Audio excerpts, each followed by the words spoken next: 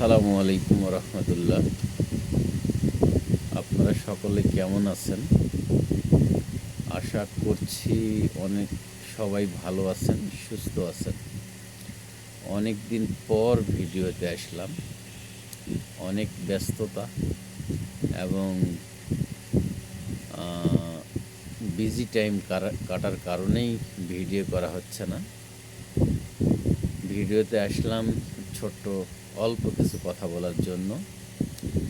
আজকে সকলে আপনারা দেখেছেন বাংলাদেশ বনাম হংকং চায়নার ম্যাচ। দারুণ, অসাধারণ, নান্দনিক, অকল্পনীয়, অভাবনীয়, দারুণ একটি ফুটবল ম্যাচ, যা চোখে না দেখলে কল্পনা করাই যায় না। ম্যাচ কতটা কম্পিটিশন হয়েছে যারা আপনারা দেখেছেন তারাই বলতে পারবেন। প্রথমে হামজা চৌধুরীর অসাধারণ এক গোল এবং বাংলাদেশ লিড পায়। পরবর্তীতে দেখা যাচ্ছে গোল পরিশোধ করে হংকং চায়না। শুধু তাই নয়, এক সময় বাংলাদেশ 3 স্কোর বোর্ডে, আবার দেখা যাচ্ছে হংকং চায়না 3।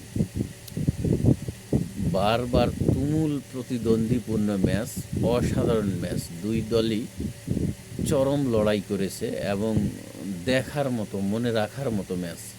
কিন্তু শেষে এসে কষ্ট লাগলো যখন হংকং চায়না স্কোরে 4, বাংলাদেশ 3। লাস্টের গোলটা অতিরিক্ত বাংলাদেশ খেয়ে বসে শেষ মিনিটের সময়, একেবারে লাস্টে, যার কারণে ম্যাচটি বাংলাদেশ হেরে গেল। যদি ড্র হতো 3-3, দারুণ একটি ম্যাচ হতো, দারুণ লাগতো। আমাদের বাংলাদেশি দর্শকদের কাছে অনেক হতাশা বা অনেক কষ্ট দিয়েছে শেষ ভালো যার সব ভালো তার। ইংরেজিতে প্রবাদ আছে, all's well that ends well.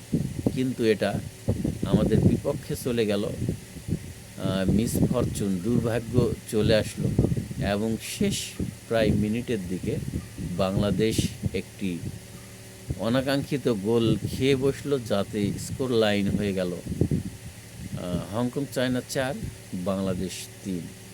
এবং দারুণ একটি ম্যাচ, অনেক দিন মনে থাকবে এরকম একটি ম্যাচ আমরা দেখলাম। এবং তবে সবচেয়ে মজার বিষয়, ভালো লাগার বিষয়, ম্যাচ কিন্তু তীব্র কম্পিটিশন হয়েছে। খেলা দেখার যে ফিল, মজা আমরা পেয়েছি।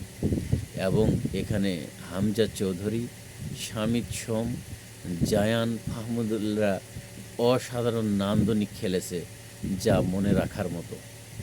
এবং দেখা যাচ্ছে পরবর্তী ম্যাচ দেখা যাক। আমরা আশা করব বাংলাদেশ কামব্যাক করবে এবং দেখা যাচ্ছে পরবর্তী ম্যাচে হংকং চায়নাকে হারিয়ে দিয়ে বাংলাদেশও একটি ম্যাচ জয়লাভ করবে, এ আশা এবং প্রত্যাশা করছি। তো আজকের মতো সকলে ভালো থাকুন, সুস্থ থাকুন, সুন্দর থাকুন। আসসালামু আলাইকুম ওয়া রাহমাতুল্লাহি ওয়া বারাকাতুহু।